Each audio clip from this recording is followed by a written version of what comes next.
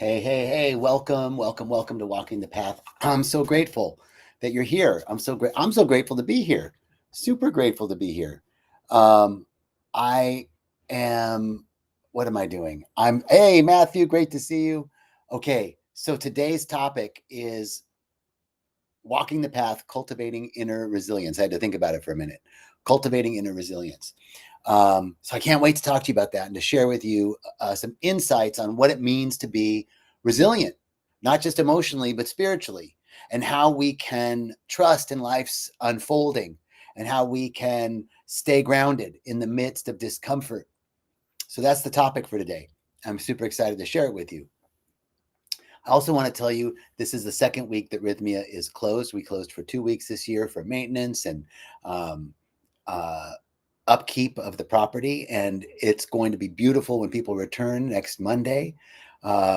Just in a few days, people will start coming back to this amazing Life Advancement Center where people come to disconnect from the past, to see the games that they've been running, the stories that they've been telling themselves, to unhook from those disempowering stories, to come back to a state of wholeness, and to liberate themselves of guilt and shame, and to forgive themselves and others. That's what happens at Rythmia every week. So if you're listening to this on YouTube or Facebook, there's a number on the screen. If you're on Instagram, please check out rythmia.com for more information on a retreat. Now, the topic for today, cultivating inner resilience. So what does it mean to be resilient?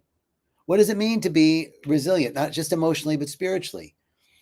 Resilience is the ability to stay rooted in spirit, in spiritual truths, in spiritual principles, even when life gets challenging.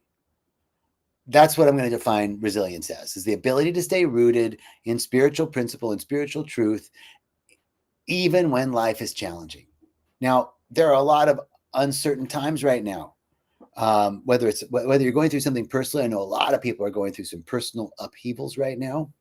Collectively, as a community or as a nation, or globally, there are global crises. And the truth is, we are all interconnected. There's no separation. Really, really, really, that my brother who's suffering in Gaza or in the Ukraine or in Sudan or in the Congo or on the streets of Los Angeles or New York, they're suffering, we're suffering. We have to really understand that. So how do we maintain our center in the midst of all of this? I don't know. I don't got anything. Good luck. No, that's not what the first thing we have to do is cultivate our inner connection, our connection with ourselves, which is our connection with God. Because there are lots of spiritual teachers out there. There are lots of spiritual teachings. There are great retreats. There are great retreat centers. But you're always going to be looking outside yourself if you keep going to those places. Those are great places. I want you to come to me as a spiritual practitioner. I want you to go to Rythmia. I want you to come to my retreats. I want you to go, go to Agape. But at some point, we have to do the practice to keep ourselves centered through our spiritual practices of meditation, number one, and breath work, number two, and number three, movement. This is our key, because are you tired of looking outside of yourself for answers? Are you tired of waiting for that next program, that next retreat, that next thing that's going to change everything in your life, and it never quite does? Because we need to learn to trust ourselves. We need to learn to look within. And I can't trust myself unless I'm meditating at least twice a day. At least. I'm going 3 times a day lately, and for longer periods.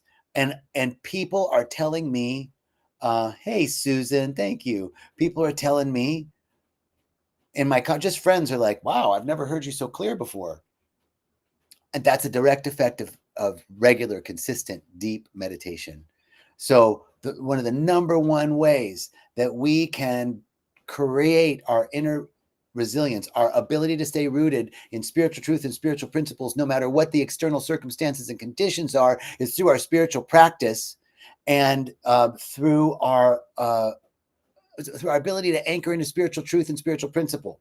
So what are those? Trusting that life is unfolding perfectly is one of the best spiritual principles for inner resilience. We have to trust the process. This is the law of surrender, and recognize that life is always working for us, even when it doesn't appear to be so. Life is always working for us, even when it doesn't appear to be so. That is the truth. Life goes before us and prepares what is necessary before it is even known that we need it. Life prepared something for you and something for me before we even knew we needed it. This is from my friend, Brother Ishmael Teta in Ghana, who said that principle. And I said, how is that so? Life goes before you and prepares what's needed before you need it. He said, because your mother's breast had milk in it before you were born. Before you were born, there was food and nutrition and all the probiotics and antibiotics and everything you needed. Before you even knew you needed it, it was there for you. Before you could use your nose and your lungs to breathe the air, there was oxygen here. Life went before you and prepared what was needed before you needed it. Let's anchor into that, always working together for our good. I didn't say it was always good. I said life is working together for our good. What does that mean? It means that everything is working together for a greater expression of more life, more good, more God, more beauty, more love. Well, but it doesn't appear to be in the Ukraine. It doesn't appear to be in Sudan. It doesn't appear to be in Gaza and Israel. It doesn't appear to be in our political system. How is this good, you might say? John, how is this good? Well, let me tell you, because everything is working together for good. These trying times are creating a space within people who are tired of this sort of vitriol, who are tired of this sort of politic, who are looking for a way back to see that we have much more in common than we do that separates us with all of humanity. So war consciousness, again, as these wars continue, we say, I'm ready to stop talking about war. I'm ready to start talking about peace. I'm ready to start talking about not having wars anymore. It's creating a consciousness for us to go within. It's creating a consciousness for individuals who are seeking spiritual liberation, who are seeking spiritual enlightenment, who are seeking peace. These conflicts, these trials drive us to inner wisdom, drive us to turn within, because at some point you go, I don't got anything. How do I make sense of this? And we got to go within, which is driving us to God, which is driving us to higher consciousness. So when we release our grip on how we think life should be and allow it to unfold by doing our inner practice, we release our grip on how life should be, thinking it has to be a certain way. We actually give space for miracles to occur. Because when we're going within, we're actually receiving divine insight from our higher self, which is God. The innermost God and the uppermost God are the same God. We're receiving divine insights, and we can then take action, inspired action on those insights. So where is one area in your life that you feel resistance? One area where you feel that you're not trusting life? And what might happen if you surrendered the struggle and trusted that life was supporting you, trusted that life went before you and provided what was needed before you even knew it was necessary? What might happen? One area in your life, think about it. If you want, put it in the chat. The next piece of this is sitting with discomfort, right? If I'm going to trust that everything's unfolding for my good, but it doesn't appear to be, that's uncomfortable. How do we sit with discomfort? Discomfort is the doorway to transformation. Discomfort is the accelerant to transformation. Lenny says health is an area. Nelly, greetings. Salam from Tanzania.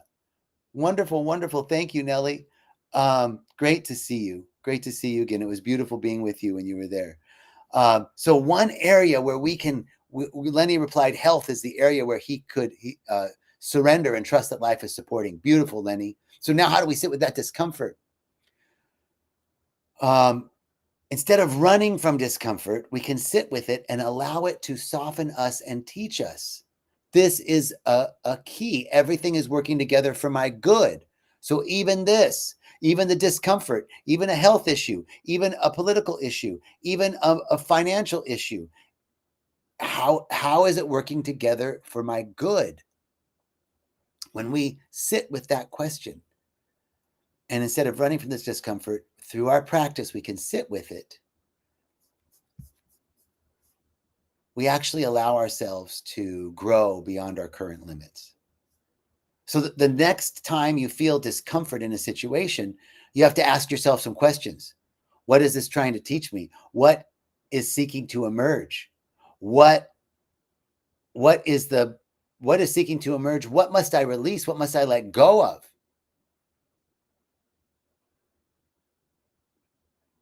What must I become? What must I become?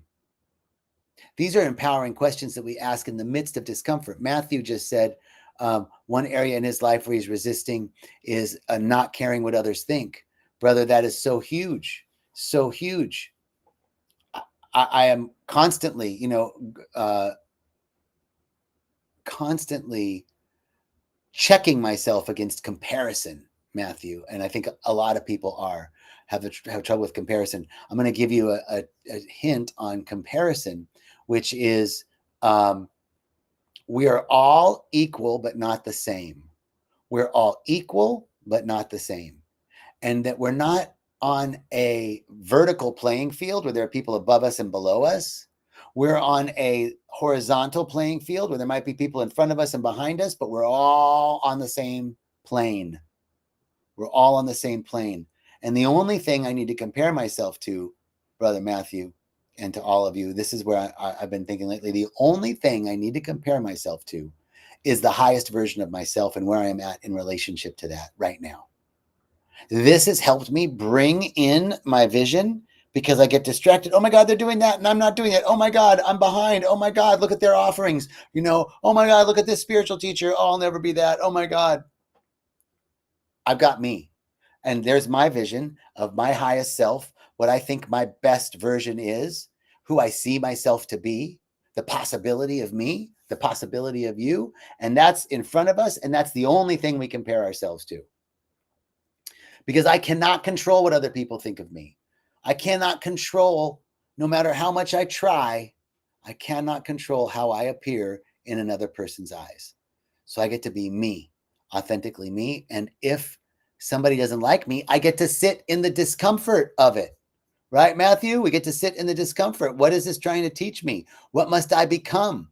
What must I release in order to fully accept this situation? All right, so we can use breath work and meditation to stay grounded. Breath work and meditation are powerful tools for calming the nervous system and bringing us back to the present moment where resilience is built. Resilience is built in the present moment. And so when everything feels overwhelming, returning to your center returning to your breath, returning to meditation, it brings you back to the present, the only moment where resilience can emerge, because there is no past, there is no future. It's all the eternal now. It's all unfolding now. So one simple thing you can do in the midst of discomfort is come back to the breath. Like, take a moment, and you could do box breathing. You could do 4-7-8 breathing. You could do Wim Hof breath. You could just do a somatic, what is it called? I love this one. You could do a physiological sigh. You could do the breath of joy. So physiological sigh. This is a great one to teach you to bring back to the present quickly. It's 2 sharp, quick inhalations through the nose and a sigh of relief out the mouth. It goes like this. Do it with me.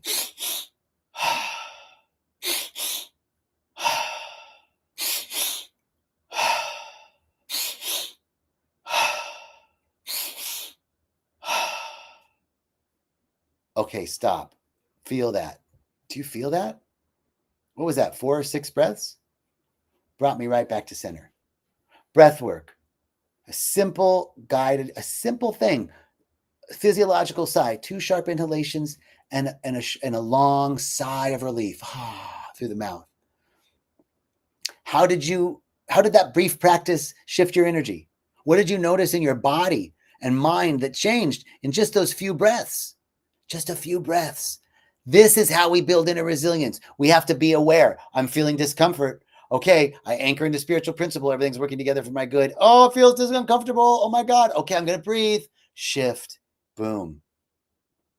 Incredible. Now, we also have to use our mind. Our mind is super powerful, and our words and our thoughts shape our reality. Affirmative prayer, affirmations, intentions reminds of us our own inner strength and connection with divine wisdom.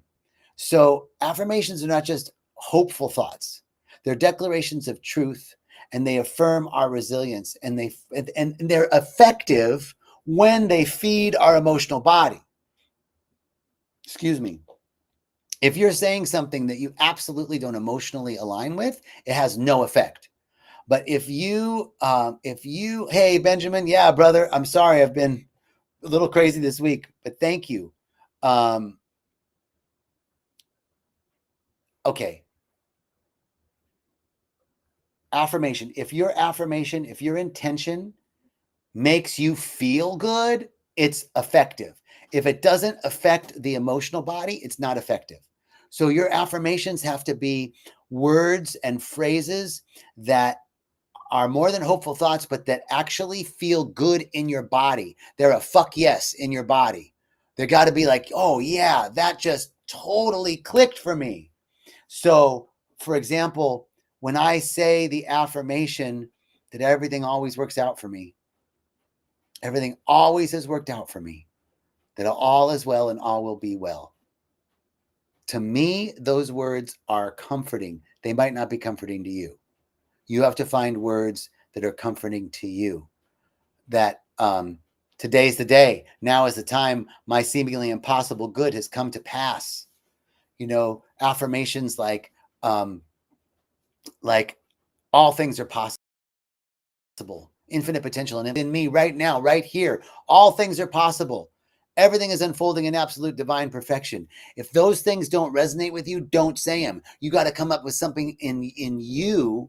You know, what can you say to yourself during difficult moments? It might be I'm rooted in peace no matter what surrounds me. It might be God is all there is. It might be there are more ways for spirit to deliver me my good than there are stars in the sky. I'm open and available to more good right now, right here. I am loved and adored beyond imagination. It might be money flows to me like a hose that can't be turned off. Money and prosperity come to me like the waves of the ocean, endless wave upon wave coming in after wave, washing ashore on the bounty of my economic well-being and thriving success. What is it for you? They got to be your words. Affirmations don't mean shit if they don't resonate with you, if they don't affect your emotional body. So affirming your strength, affirming your prosperity, affirming your health, as long as it is connected to you, as long as it gives you a solid yes, what I call the fuck yeah in your body, like, oh yeah, that feels good. That's affirmation. And then we have to embrace uncertainty as part of the path. Right? That here is that uncertainty is a part of life's natural flow. The more we accept it, the less we fear, the more resilient we become. Everything in life changes. Everything in life changes. What just happened? Are we back? Okay. Everything in life changes. Winter becomes spring. The stormy night becomes a sunny day. The dark night becomes a sunny day. The storm becomes a sunny day. The dark night becomes the dawn. Everything changes. The rose buds, blossoms, dies, fades away, and another one comes. Everything is in constant change. So uncertainty is a part of life. Can we trust? Can we trust that the next season will bring new life? Can we trust that whatever's happening is happening for us? Look back in your life, reflect on a time in your life when uncertainty led to something unexpectedly good. How can you carry that trust into your current circumstances? There have been times in your life when something looked like it was going to hell in a handbasket, and on the other side of it, it was good. You wouldn't be who you are today if that didn't happen. Okay. So then the next part of this is resilience as a spiritual practice. Building resilience is an ongoing practice. It's about small incremental steps and choices that align us with peace and faith, no matter what happens externally. Resilience doesn't happen all at once. It's built moment by moment as we choose to trust and to breathe and to ground ourselves in spiritual truth. So, what daily practice can you commit to in order to strengthen your resilience? Is it a morning meditation, daily breath work, affirmation, journaling? What can you commit to strengthen your resilience? So, finally, to kind of wrap this up, resilience is not about never feeling pain or fear. It's about no matter what, knowing no matter what, you have the tools to face it. No matter what, you're going to make it through. No matter what, you've got everything you need inside you. No matter what, you are more powerful than anything. You have all the power that created all the heavens and all the earth within you. No matter what. That's what resilience is. And it takes time to build it moment by moment, breath by breath, small choices every day. In the midst of shit hitting the fan, you go, it's going to be okay. I know it. So what's one insight or practice you're taking away from this talk to cultivate greater resilience in your life? What's one thing that you're taking away from this that can help you cultivate inner resilience in your life? I'm so grateful. I want to acknowledge George. I love you, brother. George is like my favorite guy. I love you, man. Thank you. And Nellie said that the few breaths brought her relief in her heart space. So beautiful. Thank you for all that joined today on Instagram and Facebook and YouTube. Thank you. I got 2 screens here. So thank you. So grateful that you guys joined. I look forward to our next time together next Thursday at 1 o'clock Mountain Time in the U.S., 1 o'clock Costa Rica time, and peace and choicest blessings